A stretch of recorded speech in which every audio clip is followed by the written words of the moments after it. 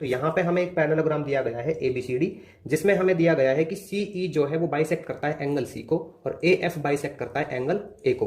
तो यहाँ पे कुछ स्टेटमेंट दी गई है जिनमें हमें बताना है कि अगर वो ट्रू है तो क्यों ट्रू है, मतलब वहां पे ट्रू होने का हमें रीजन देना होगा कि ये क्यों ट्रू है।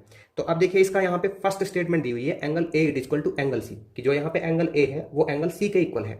अब ये एंगल AC के इक्वल क्यों है, क्योंकि पैरेललोग्राम में जो अपोजिट एंगल्स होते हैं वो होते हैं इक्वल। तो पहले बात तो ये ट्रू है, क्या है ये ट्रू, तो मैं यहाँ पे T राइट कर देता हूँ, ठीक है। और यहाँ पे मैं इसका रीजन दे देता हूँ opposite angles of a parallelogram, opposite angles of parallelogram are equal, ठीक है, ये इसका रीजन हो गया।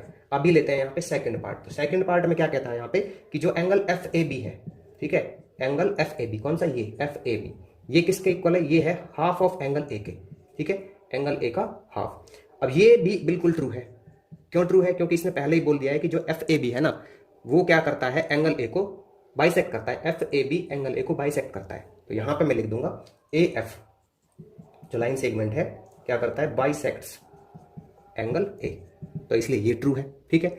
अब यहां पे मैं ले लेता हूं इसका थर्ड पार्ट। तो थर्ड पार्ट क्या है यहाँ पे, ये है angle DCE, angle DCE it is equal to half of angle C, ये भी बिल्कुल ट्रू है क्योंकि यहाँ पे कहाँ है DCE, ये रहा हमारे पास DCE। तो यहाँ पे जो EC है वो C को बाइसेक्ट करता है, तो मैं यहाँ पे लिख दूंगा कि जो EC है EC बाइसेक्ट्स एंगल C, तो ये इसलिए है। इसी तरह से यहाँ पे ले लेता हूं मैं फोर्थ।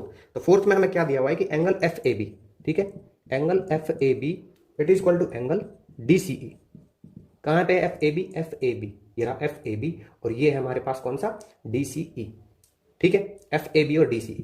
तो यहाँ पे हमें क्या दिखता है कि जो हमारे पास ये एंगल है ना हाफ ऑफ अपोजिट्स, FAB कौन सा है, FAB ये इसका हाफ है एंगल A का, और DCE जो है ये भी हाफ है इसका। तो मैं यहाँ पे लिख दूंगा इसको, पहले तो ये ट्रू है, क्या है ये ट्रू है, तो यहाँ पे लिख दूंगा अपोजिट एंगल्स आर इक्वल, ठीक है ना, अपोजिट एंगल्स ऑफ पैरेललोग्राम, ये मैं लिखता हूँ opposite angles of parallelogram are equal, ठीक है। So their half, so also their halves, यहाँ पे लिख दूंगा so their halves also equal, also equal, तो उनके जो हाफ है वो भी इक्वल होंगे, ठीक है। पांचवी स्टेटमेंट क्या है इसकी, ये है एंगल DCE, कौन सी angle DCE it is equal to angle CEB। तो DCE कहां पे भी, ये DCE और ये है एंगल CEB, ठीक है, DCE और CEB। तो ये हो गए यहाँ पे अल्टरनेट एंगल, जेड बना रहा ना यहाँ पे DCE और CEB, ठीक है, ये वाला और ये वाला एंगल। तो ये भी यहाँ पे क्या है ट्रू है, तो यहाँ पे लिख देंगे अल्टरनेट एंगल्स आर इक्वल, जो अल्टरनेट एंगल्स है वो होते हैं इक्वल।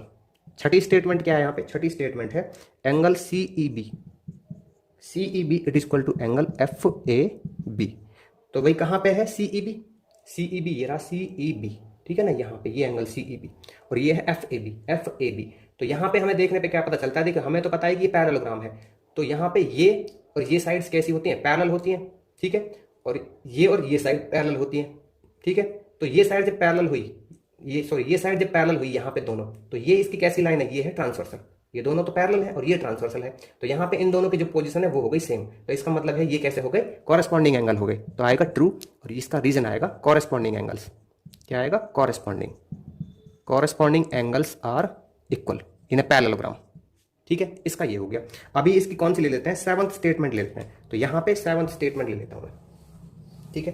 तो ये आ जाएगा, देखिए सातवें में क्या है, CE पैरेलल, क्या है CE जो पैरेलल है वो है AF के, ठीक है भाई। इसका रीजन क्या हो जाएगा, देखो इसने बोला है CE पैरेलल AF, पैरेलल क्यों है, क्योंकि मैंने अभी बताया यहाँ पे कि जो ये एंगल है कॉरेस्पॉन्डिंग है, अगर ये कॉरेस्पॉन्डिंग है तो ये पैरेलल है, तो ये भी ट्रू होगी, क्यों, तो यहाँ पे मैं लिख दूंगा कॉरेस्पॉन्डिंग एंगल्स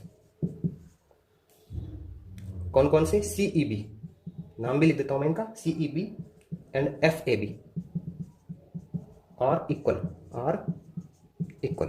अब ले लेते हैं हम एट्थ पार्ट को। तो एट्थ पार्ट क्या है इसका, जो एट्थ स्टेटमेंट है वो है AE पैरेलल FC, क्या है AE पैरेलल FC। तो यहां पे क्या है, ये भी ट्रू है, कैसे ये ट्रू है, क्योंकि अगर हमारे पास CE पैरेलल AF आ गया, क्या आ गया CE पैरेलल AF, ठीक है, रीजन दे रहा हूं मैं नीचे, CE पैरेलल AF आ गया, तो इसका मतलब क्या है कि जो AE है वो क्या होगी, पैरेलल होगी FC के, ठीक है, क्योंकि ये पैरेललोग्राम है और पैरेललोग्राम में जब एक अपोजिट साइड जब पैरेलल होती हैं तो उनका जो दूसरा पेयर है वो भी क्या होता है, पैरेलल।